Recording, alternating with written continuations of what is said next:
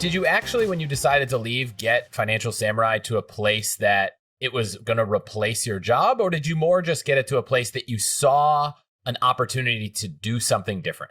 So my goal, first of all, was to save and invest at least 50% of my after-tax income every year until age 40.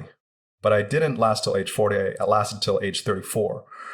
And the reason why was because I was able to negotiate a severance. Because during the global financial crisis, talk about making lemonade, I saw many people get laid off, and some of them were my friends. So I asked them, hey, is everything okay? Can I help you find a job? Do you want to interview with me? I'm still surviving.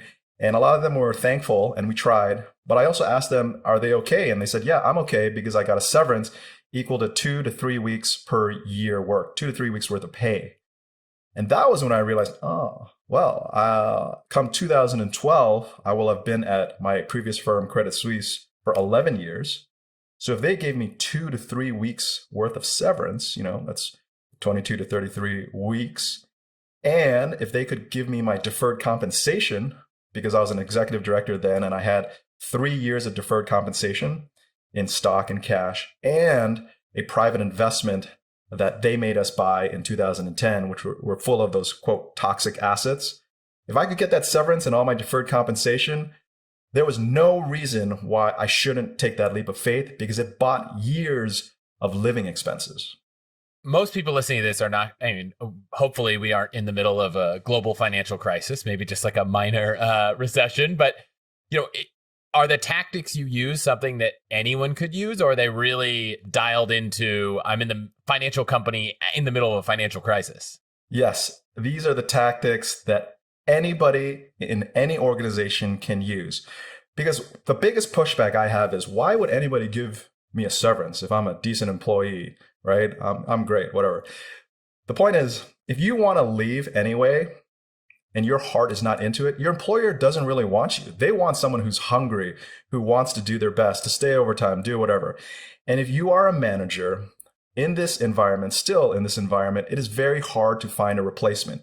It could take 3 months, 6 months. And once you find the replacement, it could take 3 to 6 months to train them to be up to par with your level. And so if you say, peace out, see you later, 2 weeks notice, you actually leave your colleagues and your manager in a lurch. They're going to be scrambling to find your replacement, and they're going to be suffering while they're looking for your replacement. And so the idea of negotiating a severance is to think about the classic win-win scenario. How can you help your colleagues and your manager find your replacement, provide seamless transition during that replacement finding, and train them so that when you leave, hopefully they'll save money and they'll replace you with someone who's hungrier, cheaper, and just more motivated in general. And so that's the simple trade-off. It's, I'm going to help you make this transition easy, and in return, you're going to give me money or vested stock or something. And how have you seen that work? I'm sure you've gotten readers write back, say, this worked, it didn't work. What's the kind of hit rate? The hit rate is high. It's like 80+%. And a lot of people just come back to me and say, I cannot believe I was able to leave on my terms. I mean, a severance can not only be just a severance check, but it can be, hey, how about work 3 days a week out of 5, and we'll still pay you the same amount of money. So if you're working 40% less, that's kind of like getting a 60% raise. If you do that for 6 months, a lot of people will be like, hey, I'll take that. I mean, that's pretty good. Don't have to work for 2 days a week, shut it off and do my own thing. I mean, so it's really great. And a lot of people have just surprised and shocked by how they were able to negotiate something that they thought was not possible. And in this day and age, I think the reason why a lot of people will ghost people on the phone, text message, email, or not, they want to just break up over the phone is because they're afraid of confrontation. And that's, I would say, like, natural, but it's also kind of cowardly, right? You want to face your oppressor. You want to face the people who could help you and say, look, these are my reasons for leaving. I've been a loyal soldier. And the other thing is, companies are afraid of backlash. This is one of the things that companies are really afraid of. There's social media, there's bloggers. You can blow up a company online and say like a lot of bad things and like a tell-all.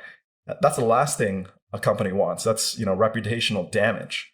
And so companies understand this. They don't want to get into a long litigation process. They don't want to get their reputation smeared.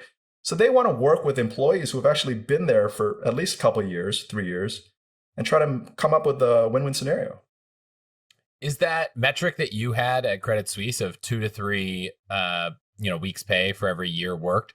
Is that a general benchmark that kind of still applies, or what do you think kind of is a broadly applicable benchmark for a severance package?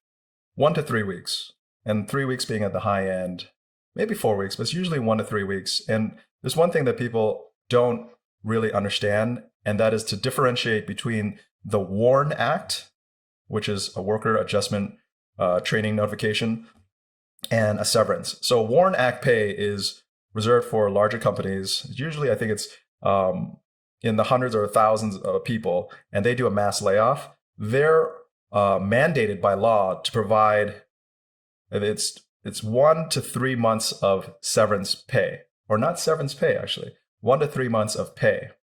That's by law, mandatory. Whereas a severance is optional. A severance is the company can pay you or they won't pay you, right? And so the idea is a lot of people who get 2 months, they think it's severance, but it's actually mandatory WARN Act pay. Severance goes above and beyond that. And so now you're on your own and you start financial, or you're still, let me think where I take this. I know there are a lot of people listening who might want to use some of these tactics. So I'll link the book in the show notes because, we're not going to spend a whole episode on how to engineer a layoff, though I'm sure we could. And can people reach out if they have questions, or how do you feel about comments and feedback?